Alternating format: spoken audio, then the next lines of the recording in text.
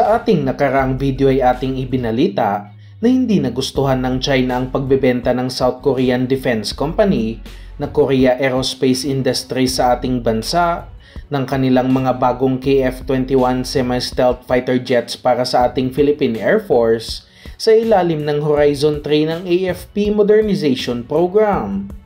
Ibinalitang kapag binili ng Pilipinas ang mga South Korean fighter aircraft, mapipilitan din ng China na ibenta ang kanilang sariling fighter jets tulad na lang ng JF-17, J-10C at J-20 Mighty Dragon sa North Korea at magiging malaking banta ito sa South Korea. At dahil nga sa mga banta na ito ng China, nagpapakita lamang na ang KF-21 Boracay na talaga ang napili ng Philippine Air Force para sa kanilang susunod na fighter jet sa ilalim ng modernization program dahil na rin hindi basta-basta magsasagawa ng reaksyon ng China kung hindi seryoso ang Pilipinas na makuha ito. Inaasahang nasa 12 units pa lamang ang unang bibilhin ng Philippine Air Force at dadalhin ng South Korea ang kanilang KF-21 dito sa ating bansa sa susunod na taon upang ipakita ang capability nito sa ating military officials at tudyukin silang mas bumili pa ng mas maraming units dahil nasa 40 fighter jets ang target bilhin ng ating bansa. At dahil nga sa marami pa talaga ang gustong bilhing fighter jets ng Pilipinas, hindi naman nagpapahuli dito ang European Multinational Defense Company na Eurofighter matapos ibinalita ng Max Defense na sanib pwersa ng matataas na opisyalis mula sa Europa ang nagpunta sa ating bansa para sa fighter jet project na ito. Nagpunta mismo ang presidente ng Italian financing agency na SACI Group, kasama ang Italian ambassador sa Pilipinas, pati na rin ang mga opisyalis mula sa Leonardo na isang Italian defense company upang itodo ang kanilang pamamanhikan sa Philippine Air Force na bilhin ang kanilang Eurofighter EF-2000 Typhoon Tranche 5 aircraft. Napakalaking balita nito dahil ang SACI Group ang agency ng Italia na kung saan popondo sa buong fighter jet project ng Philippine Air Force,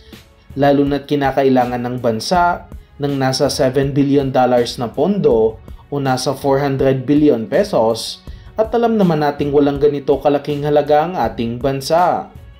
Gusto talaga umano ni DND Secretary Gibo Teodoro Jr. na isang bagsakan bilhin ng 40 fighter jets at seryoso din ng Italia na pondohan ito at suportado din naman umano ng Philippine government ang planong ito kaya umaasa talaga tayong mabibili din pati ang Eurofighter Typhoon. Ito talaga ang pinaka-capable sa lahat ng pinagpipilian sa proyekto dahil na rin sa napaka-advanced na radar nito at kayang magdala ng iba't ibang advanced din na missiles at tanging mga stealth fighters lamang ang kayang tumapat sa Eurofighter Typhoon dahil na rin sa matinding capability nito.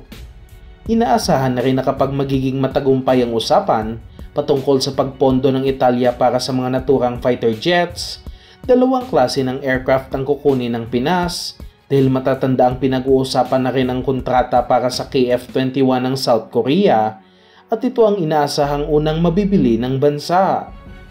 Hindi naman ipapadala ng Italia ang kanilang matataas na opisyales kung hindi seryoso ang kanilang usapan patungkol sa mga Eurofighter Typhoon at umaasa talaga tayong mangyayari ito sa lalong madaling panahon. Maliban sa mga fighter jets, kasama din sa kanilang ino-offer ang ATR-72 Maritime Patrol Aircraft para sa proyekto ng Philippine Navy at Air Force na kung saan naghahanap sila ng anti-submarine warfare patrol aircraft ngayong Horizon 3 ng AFP Modernization Program.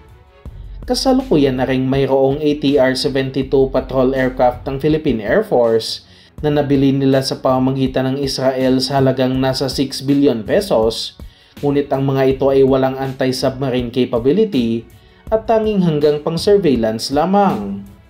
Maliban pa sa ATR-72,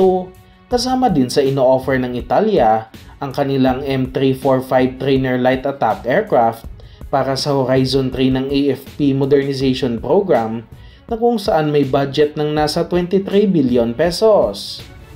Ito ay upang palitan ang mga lumang S-211 Trainer Light Attack Aircraft na ilang dekada na rin nagsiserbisyo para sa ating bansa at tayo na lang ang gumagamit ng ganitong aircraft, kaya dapat na talagang iretiro ng Air Force ang mga ito. Hindi lang hanggang pang training ang mga M345 dahil na rin kaya nitong magdala ng mga air-to-air missiles, pati na rin mga guided bombs at rockets, kaya pwede din itong gamitin sa pang-airstrike sa operasyon ng Philippine military.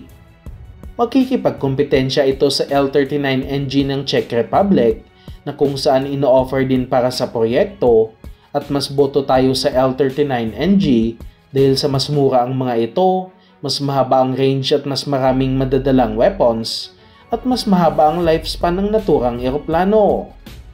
Sa ngayon, umaasa talaga tayong matutuloy ang tulong pinansyal ng Italia sa ating bansa upang matuloy na talaga ang mga planong ito at mas mapalakas palalo ang Philippine Air Force.